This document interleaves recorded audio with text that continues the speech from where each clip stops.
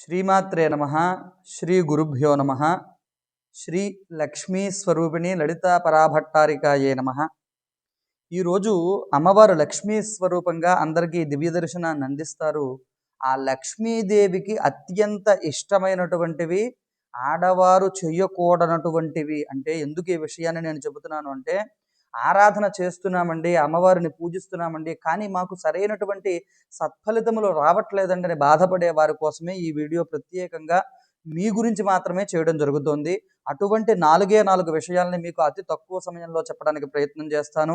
అదేవిధంగా ఇటువంటి మంచి మంచి వీడియోలను మీ దాకా అందించడానికి దయచేసి అందరూ కూడా ఈ కామాక్షి సనాతన పీఠము అనేటటువంటి ఛానల్ని సబ్స్క్రైబ్ చేసుకుని బెల్ ఐకాన్ నోటిఫికేషన్ని ఆన్లో పెట్టుకోగలరు ఆశిస్తున్నాను. అదేవిధంగా ఈరోజు వీడియో ఆడవారి గురించి చెప్పాను.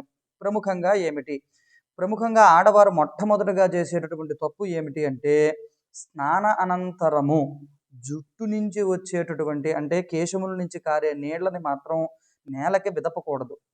అది చాలా తప్పు, అమ్మవారికి అస్సలు నచ్చదు.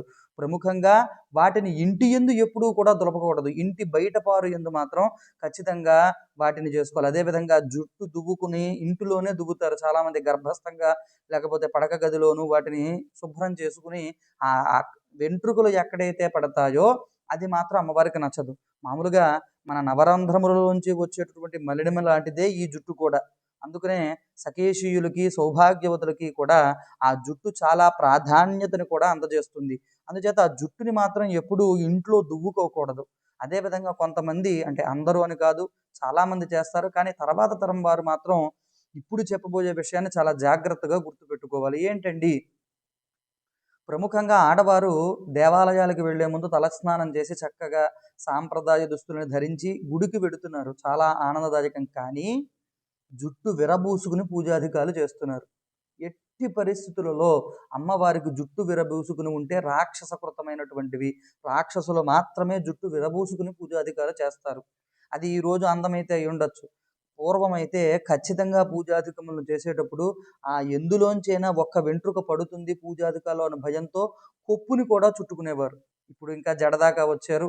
అదేవిధంగా ఆ జుట్టుని విరబూసుకుని మాత్రం ఎట్టి పరిస్థితుల్లో పూజాధికాలు చేయకూడదు. రెండవది, ఆడవారు ఖచ్చితంగా చేతులకి గాజులని, కాళ్ళకి పట్టీలని ధరించాలి.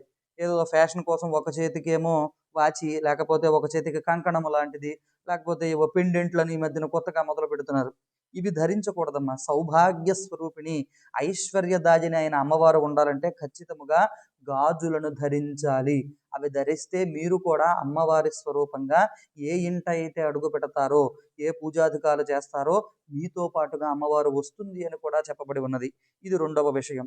ఇక మూడవ విషయానికి వస్తే, పసుపు కాళ్ళకి ఖచ్చితముగా పెట్టుకోవాల్సిందే. గడపకి పసుపు రాయాలి. ఆ వెంటనే ఆడవారు కూడా పసుపు రాసుకోవాలి. సౌభాగ్యంతో పాటు ఐశ్వర్యంతో పాటు ఆరోగ్యాన్ని కూడా ఇచ్చేది ఈ మూడవది. ఖచ్చితముగా పసుపుని ఖచ్చితంగా ప్రతి ఒక్కరూ ధారణ చేయాలి. అత్యంత ఇష్టమైన వాటిల్లో అమ్మవారికి ఇది. ఇక నాలుగవ విషయం, ఆఖరి విషయానికి వచ్చినట్లయితే బొట్టు పెట్టుకోవడం. ఈ ధారణ విషయంలో చాలా రకాలైనటువంటి ఇవి ఈ మధ్యకాలంలో చాలామంది దగ్గర చూస్తున్నాను.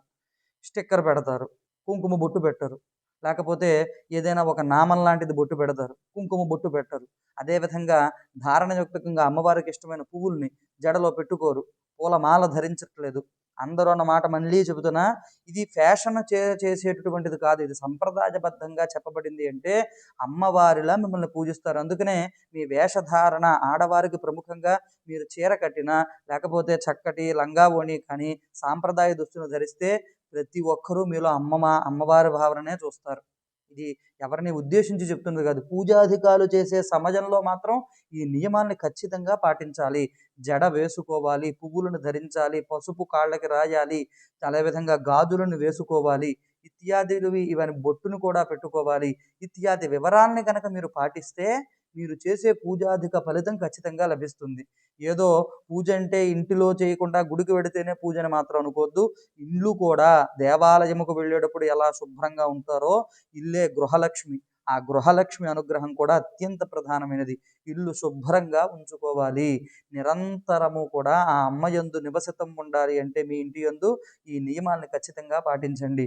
మరొక్క మాట, ఇది ఎవరిని ప్రత్యేకంగా ఉద్దేశించి చెబుతున్నది కాదు. ప్రస్తుత కాలమాన రీత్యా మీకు ఎదురవుతున్న ఇబ్బందులకి వాటి నుంచి విముక్తిని పొందడానికి తగినటువంటి రెమెడీని మాత్రమే చెప్పడానికి ప్రయత్నం చేశాను.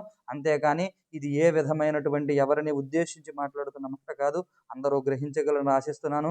అదేవిధంగా ఇటువంటి వీడియోలు మీకు చక్కగా అమ్మవారి రూపకంగా తెలియజేయడానికి ప్రయత్నం చేస్తాను.